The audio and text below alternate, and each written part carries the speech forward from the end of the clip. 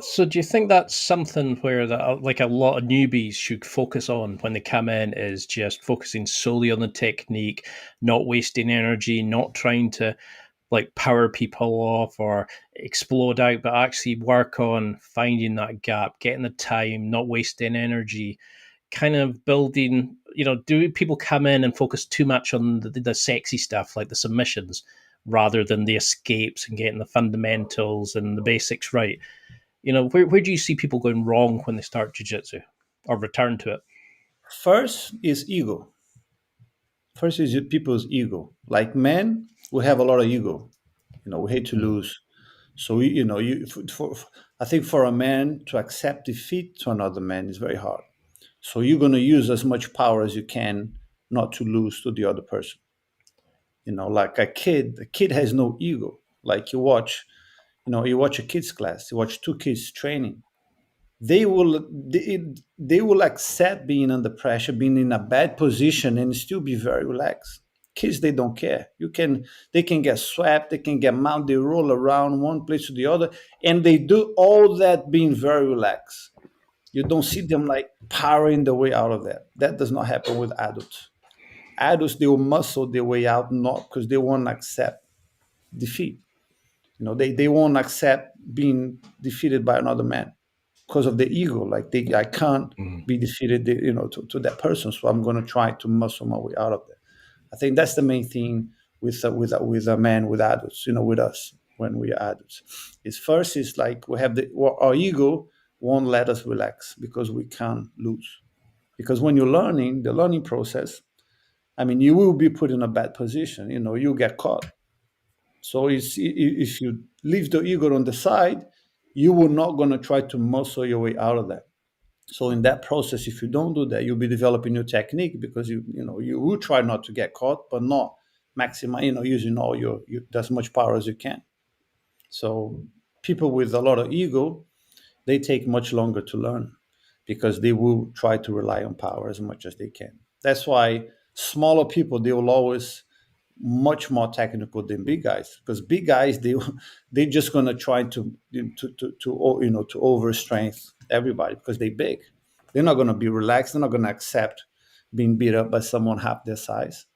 The small guy, he has no choice. Doesn't matter how much strength and power he uses, they will never be able to defeat a much bigger opponent with their strength because the other guy is just going to power his way through. So they end up developing the defense skills and the technique way more than a big guy. Yeah, it's like you're describing me there. I remember when I started, I was just in there going, "Yep, definitely did that." How do we lose that then? How do we lose that curve, that ego? Is it just putting yourself under, getting swept in the pressure? Because I think was it Helio that mentioned about using jujitsu as a sort of life philosophy.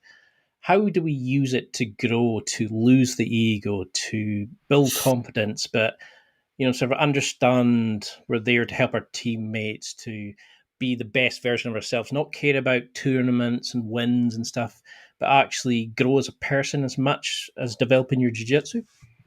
Yeah, I think that comes with practice for sure because eventually you will see that the repetition of the training, you will tell you that muscling in your way is not always going to help because it might help with training someone your level, your size, or somebody smaller. But the moment that you like when a beginner, when you're white belt, let's say you just train with white belts.